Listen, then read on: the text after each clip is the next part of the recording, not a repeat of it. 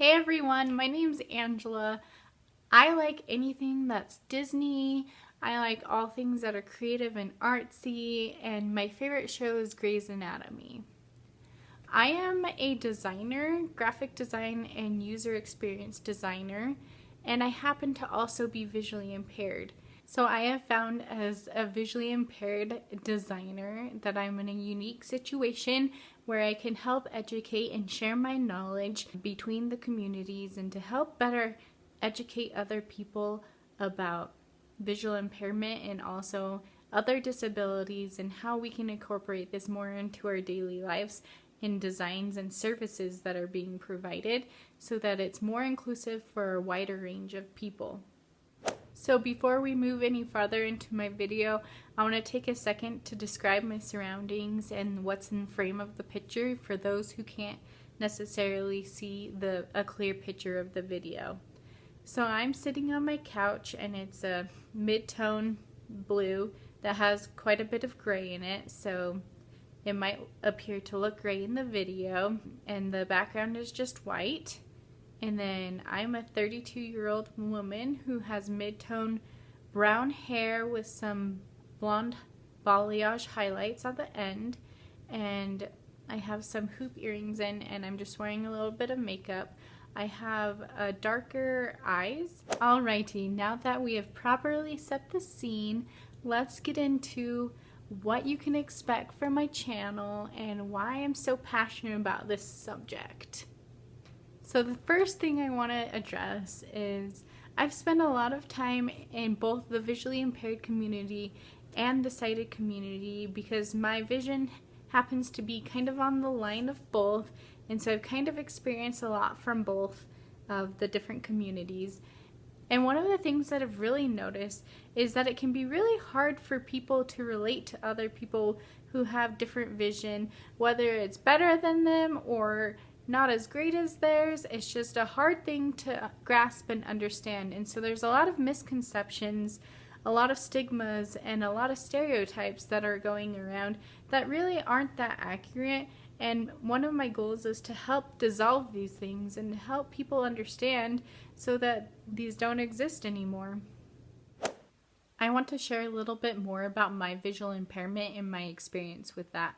I will go into more depth in another video that I create, so keep an eye out for that video. I think it will be an interesting video to share with you. So I was born with a rare eye condition called Aniridia.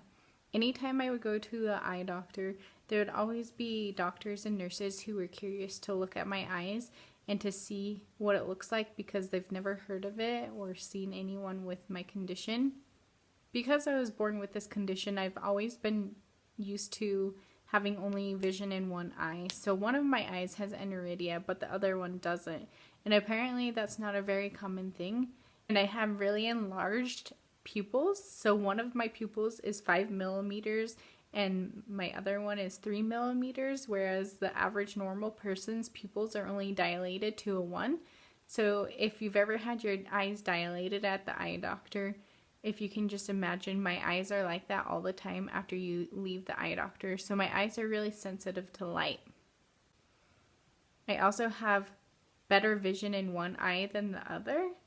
It's been like that my whole life, and it just feels normal to me to really only have one eye. And people ask me if that's weird, and usually I just respond, well, that's what I've had my whole life, so I don't really know what it's like to have two eyes. And I never really thought that I had that big of a visual impairment until I got older and I realized how much it really affected me. So a little bit about my background. I went to school for graphic design and I got my degree, BFA degree in that. And then I started doing a job where I started designing book covers, and I didn't find it fulfilling enough. And I really always wanted to find a way to help the visually impaired community and to connect with the people who I love so much and that I'm a part of. So I went back to school at the University of Washington to get my graduate degree in design. And there I focused on user experience and interaction design, human-centered design, where I use my thesis to focus on the visually impaired community and learn as much as possible I can about other people's impairments and how it affects them in using designs that already exist and how we can better improve designs for people who have visual impairments, and it can extend to other disabilities and other situations as well. So first I want to talk about how vision is a spectrum. A lot of people that I've talked to, especially people who are sighted, have a hard time understanding that when someone says they're blind, it doesn't necessarily mean the same thing for everyone. In fact, it doesn't. So if someone says they're blind, it doesn't mean they can't see anything or it's totally black. That's a huge misconception, that someone who's blind can't see anything at all. They can't see light, they can't. And there are some people who can't, but a large majority of people who are blind can either see blurred shapes and colors, or maybe they can see a little bit. If they get closer to something, maybe they can see it then, or if they use a magnifier. It just totally depends from person to person. And this is why it's so hard for people to understand, because it really is a case-by-case situation and everyone sees everything so differently. Even people who have similar eye conditions can have very different results and very different outcomes. So in the vision spectrum, we have all the way from people who have perfect vision. You know, we talk about people who have 20/20 vision. They can see everything that's clear. They don't have any trouble seeing really anything. They can see fine details. And then you have people who can correct their vision with glasses or contacts maybe, but if they're not wearing these aids, then they might struggle a little bit with seeing things. And then you have people who have visual impairment where they're not blind, but they can't see very well, and so that becomes more of a gray area where it's like everyone definitely has different circumstances. And then you go into legally blind, where it's considered you're blind in like the government. There's people who are totally blind, and there's everything in between. In another video, I'll go into my research and kind of talk about the different levels and maybe what people can generally see if they're in these kind of ranges, and talk a little bit about these, and then talk about some people who I've had the chance to talk to and kind of use some examples to help us better understand the full spectrum. But for now, I just wanted to make it a point to help you understand that there is a spectrum and that no two people see the same or have the same situations. And while one of my main goals is to be a voice for the visually impaired community and to help the general public better understand visual impairment, I also want to be a voice for the design community.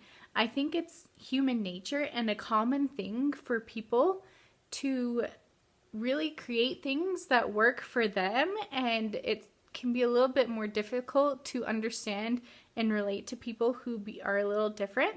So I want to help people be aware of people with disabilities and in other circumstances. So some instances that these principles can all relate to beyond disabilities is maybe you're too short or you're too small to use a certain design. Or maybe your ethnicity or your sexual orientation or even your religion has prevented you from being able to have access to a design or service. So we'll talk about the full range of things that designers should consider when they are trying to be inclusive and having adaptable designs to work for a wider range of people.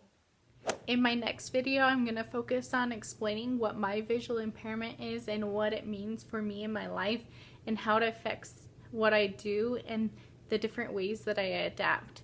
I really hope that this channel can be a positive community for people to communicate and try to help each other better understand the topic of visual impairment and design and how that can all relate to each other.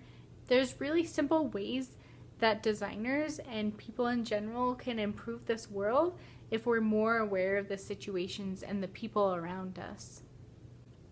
So what questions do you guys have for me? Leave your questions in the comments below, and if you have any comments about anything I said.